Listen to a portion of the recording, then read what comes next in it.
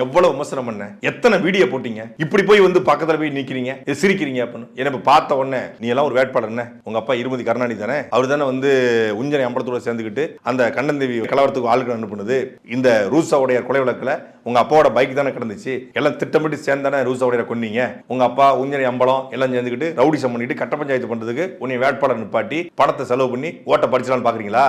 விட்டுருமா நாங்க, நீ ஒரு வேட்பாளர் என்ன அப்படின்னு கேட்கணுமா? இல்ல என்ன பிரபு கல்லெடுத்து நீ எல்லாம் ஒரு டெண்டல் பல்முடத்தை நிறுத்திக்கிட்டு இல்ல ஊரை ஏமாத்திக்கிட்டு இருக்கியா அப்படின்னு கேட்கணுமா? யோ, அரசியல் மேடைகள்ல விமர்சனம் செய்வது வேறு, காணொலிகளை விமர்சனம் செய்வது வேறு. அதை எதிர்க்கட்சியா விமர்சனம் பண்ணி தான் ஆகணும். நான் வந்து பொய்யான குற்றச்சாட்டு வைக்கல, நான் வச்ச குற்றச்சாட்டு எல்லாமே உண்மைதான், மாற்றுக்கிறதே கிடையாது. திருமதி கருணாநிதி தப்பானவர், பிரபு தப்பானவர், தப்பானவரை போய் எதுக்கு பக்கத்தில் நிக்கணும், தப்பானவரை போய் எது பண்ணணும்? ஏர்போர்ட்ல பாக்குறோம் மூணு அமைச்சர்களை கடுமையா விமர்சனம் பண்றோம், வந்து கையெடுத்து கும்பிடுறாங்க, வணக்கம் வைக்கிறாங்க.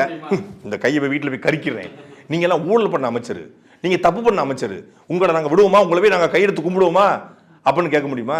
யதார்த்தம்னா என்னன்னே தெரியாத ஒரு முட்டாள்தனமான உலகத்தை ஒரு கும்பல் இருக்கு. எடப்பாடி பழனிசாமி அவர்களும் ஸ்டாலின் அவர்களும் கடுமையா விமர்சனம் பண்றாங்க. சட்டசபையில பக்கத்துல உட்கார்ந்துருக்காங்க, அங்க போய் நீ வேட்டியை பிடிச்சி சட்டை பிடிச்சா சண்டை போட முடியுமா? திமுக அதிமுக கடும் விமர்சனம் வைக்குது, ரெண்டும் சட்டசபையில ஒண்ணா இருக்கு. பாஜக கடுமையா பாசிசம்ன்றாங்க, அங்க பார்லமெண்ட்ல போய் உட்கார்ந்துருக்காங்க, பார்லமெண்ட்ல போய் கல்ல விட முடியுமா? பாசிச பாஜக நீ என்ன பண்ற மாதிரி ஒண்டிவில் எடுத்துட்டு போய் ஒன்னதான் டீ சம்சா சாப்பிட்டுட்டு இருப்பாங்க. இதான் யதார்த்தம்.